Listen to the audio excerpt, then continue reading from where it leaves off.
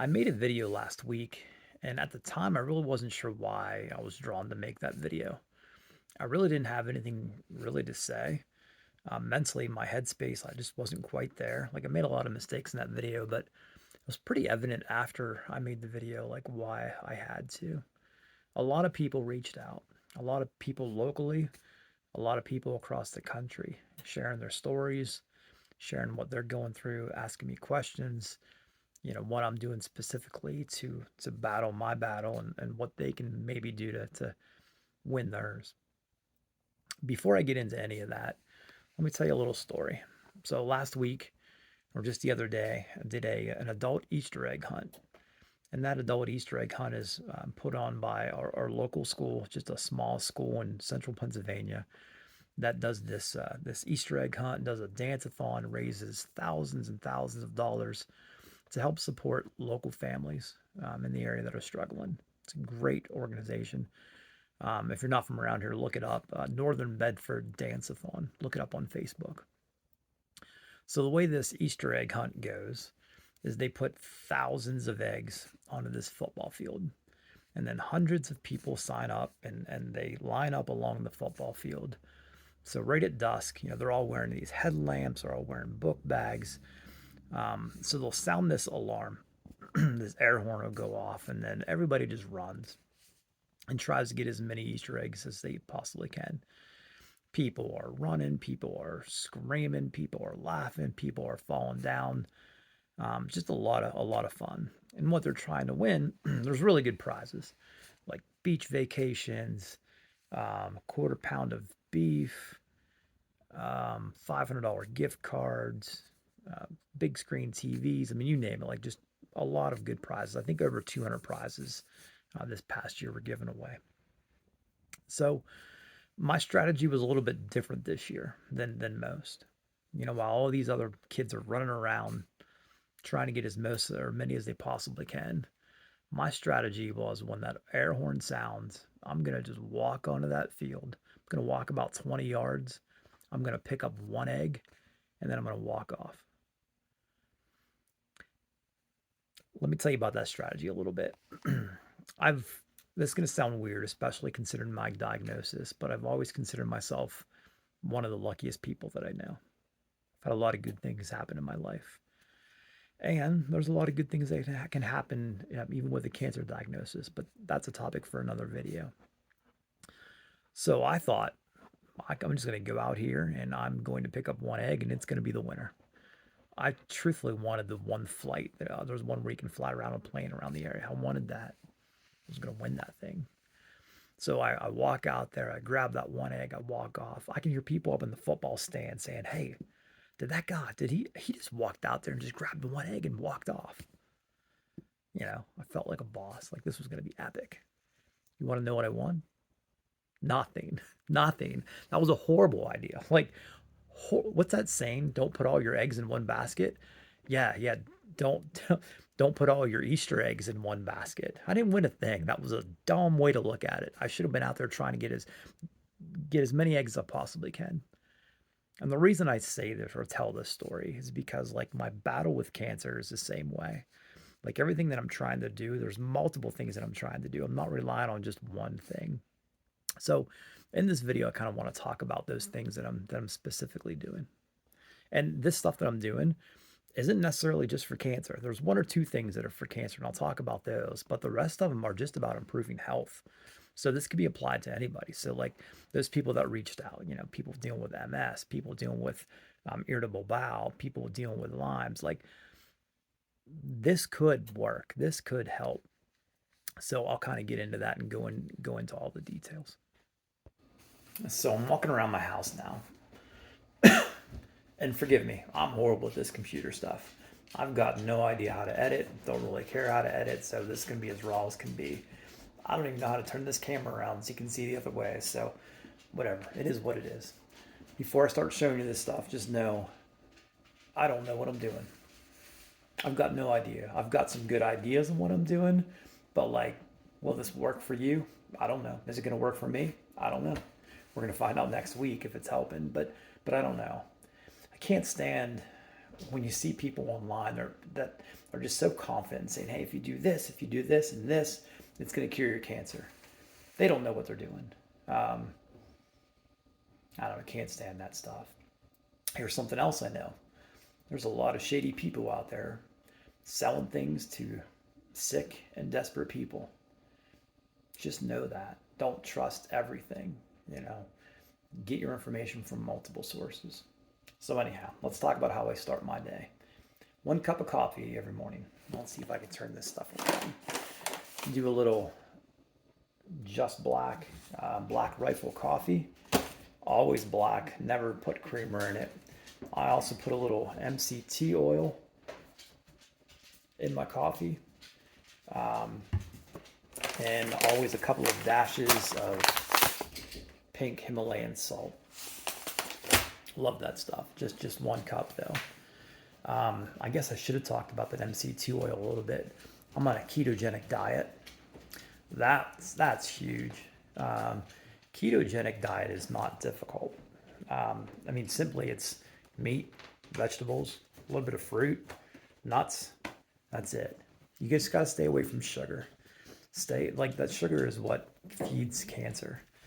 Not only does that, but of course, sugar raises your blood glucose levels. So you have spikes of energy, throughout the day. And then when you have those spikes of energy, you also have those lows where you just want to take a nap. When you're on a ketogenic diet, you don't get any of that stuff. I'm going to shut my door here a little bit. Keep one of the dogs out of here.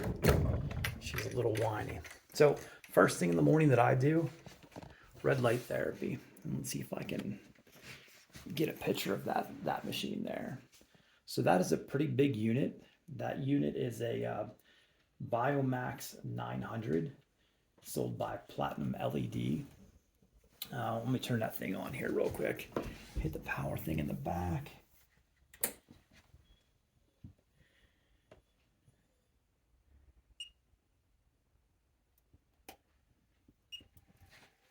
Super bright light. Super bright light. Probably should turn that thing off. So I will sit in front of that thing right up to my chest for 10 minutes. What the thought process is with that red light therapy is it wakes up your T cells, right? It's just like going out in the sun in the morning. So it wakes up those T cells. Since I've got tumors in my chest, that's where I want it to work. So I do 10 minutes on the front. Then I turn around, do 10 minutes on the back. Then I do about 4 minutes of me doing some stretches, stretching out the back, and a little bit on the face. And during that time, I'm drinking my coffee. I'm doing a little praying. I'm planning my day, making my to-do list for the day. So I get up at 4 o'clock in the morning, do that every morning. That's been a game changer. I can really tell the difference whenever I don't do it versus when I do it. One thing that I forgot I wanted to talk to before I started getting into the day-to-day is also fasting. Fasting is something I wish I would have known about a long time ago. Wish I would have done the research on this about 5 years ago. So in the last 3 months, I've done 3 72-hour fasts. Those things are amazing. It's a game changer. Like, I just finished one last night. Like, I feel amazing. You're uncomfortable, obviously, while you're doing it, but it's not that bad. I thought it'd be a lot worse. I thought I'd be angry all the time, but truly not. Look, it'd be dumb of me to go into the benefits of fasting. There are a lot of experts on YouTube, lots and lots of videos. Go look it up. That's one of the things that I think everybody should be doing. So anyhow, I get done with my red light, and then I'm off for the day. One of the things I do is I drink green tea all day. That is one of those things that I think everybody should be drinking. Don't add any sugar to it, no honey, no nothing, just green tea. And, I didn't care for it at first, but now I love it. I crave this stuff. It also does so many good things for you. So also during the day, I start taking some supplements around 10 o'clock. Then I take the rest in the evening. So let's kind of go over those supplements. I'm not going to pretend like I remember exactly what every one of these do. But for the most part, all these supplements help with chronic inflammation. And everybody that's dealing with something has chronic inflammation. So we need to get rid of that. So these are the things you could be doing to help. The first one I want to talk about is vitamin D. That's absolutely huge. Everybody should be taking this. I don't know if you're aware of this, but the majority of the people that died from COVID was because they had a lack of vitamin D in their system. That one's huge. Next one that's going to be big is cucumberin. I think it's how you pronounce it. Basically, it's turmeric. That one's a big one. Look up the effects of that. But I used to just have turmeric and just put it on my food. But I don't eat as much as what I used to at one point, so I thought I better start supplementing. This stuff is a game changer. Next one, not sure how to pronounce it, not sure what it does, but I'll guarantee that we've looked it up and highly recommended. Fish oil is next. The majority of our supplements we get from Thorn online. Thorn. This one comes from Primal Harvest. Take quite a bit of melatonin. Just get that from Walmart. And then a big one for me is this Stamets 7. Basically what that is, it's 7 different mushrooms that are in a capsule. Really just kind of boost your immunity. I know I'm dealing with cancer, but I haven't been sick in a long time, and I think this one has a big thing to do with it. Another thing that I do, I'm saying a lot, and I apologize. I'll stop. All right, so here's like the one weird thing that I do: fenbendazole, and yes, that's canine dewormer, dog's dewormer. They do make a human version of this. There's lots of websites out there that make a human version. But I'm leery of those websites. Is it really fenbendazole or is it fake? I know this is real. I know it's real. It's been around for years. This is part of that Joe Tippin story, right? This is exactly what he took. So I take that Friday, Saturday, and Sunday. So it's 3 days on, 3 days off, or 4 days off. It's in a powder form. I just mix it in with some natural peanut butter and I take it. So again, is it weird?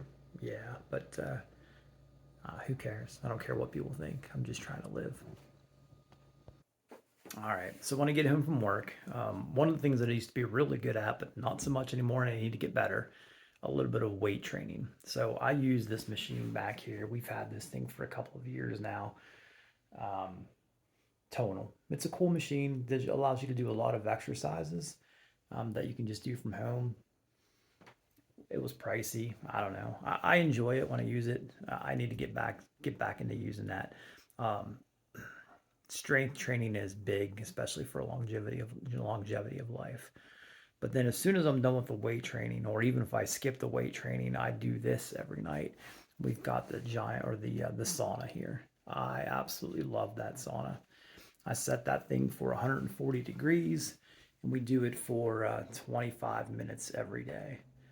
That thing's great. So not only does it help you detox, but it allows me to kind of get away. So for this 25 minutes, I'm watching. Well, usually I'm watching a YouTube video or I'm watching a podcast. I've got this TV wired up with a speaker inside the sauna, so it gives me a little bit of me time. And in addition to that, one of the great benefits of the sauna is great sleep. So it puts me right out. So right after I shower, I jump into bed. I'm in bed every night by 8:30. And there was a time where I would brag about, how much sleep that I didn't get. I only slept for 5 hours last night or 6 hours last night. That's dumb. We need 8 hours. That's when the body does their most repair to itself. It's important. So at this stage of my life, who cares? I'm going to bed at 8:30. I don't care if it's light out. I don't care what's on TV. I don't care what's going on. I'm going to bed at 8:30. Now, the one thing that I do that's specific for my type of cancer, the colon cancer with that KRAS G12A mutated gene, I do that vitamin C IV treatment every 2 weeks. Currently, I'm taking 50 grams of the absorbic acid. I'd like to do a little bit more, but that stuff is expensive. Those 50 grams will cost you about $175 for each treatment. Matter of fact, I've got one of those scheduled for tomorrow. I love the place that I go to. They're actually closed tomorrow, but they know what I'm battling with. They want to help, so they're going to open the place up specifically for me so I can get my treatment, which is very cool of them. I'd shut them out, but I don't want them knowing. I don't want other people knowing, hey, if I just ask, maybe they'll open the place up for me. That might get me into some trouble. So not ready to talk about that yet, who they are, but so glad they're on my team. So that's kind of it. There are other things that I'm looking into, a couple more supplements I probably want to do. Probably want to start doing a cold plunge as well. That'll happen at some point. Hyperbaric chambers, maybe in the future. A couple other things too. But we'll talk about that as we go. But first, whenever I do this stuff, whenever I'm experimenting, hey, how does this go? We do this in 3 months increments. So next week we're flying back to the Mayo Clinic. We're going to get a new set of scans. So we'll see how that goes. Did the tumor shrink? Did they get bigger since I stopped doing chemo? Was I taking the right supplements? Should I take different supplements?